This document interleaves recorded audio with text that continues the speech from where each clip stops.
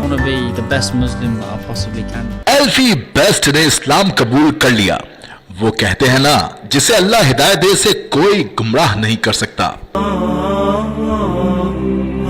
गैर मुल्की media reports के मुताबिक chairman mobile home park company Wild Crest Parks और दुनिया के अमीर तरीन शख्सियात में शुमार अल्फ्रेड विलियम बेस्ट उर्फ एल्फी बेस्ट कलमा पढ़कर दायरा इस्लाम में दाखिल हो गए।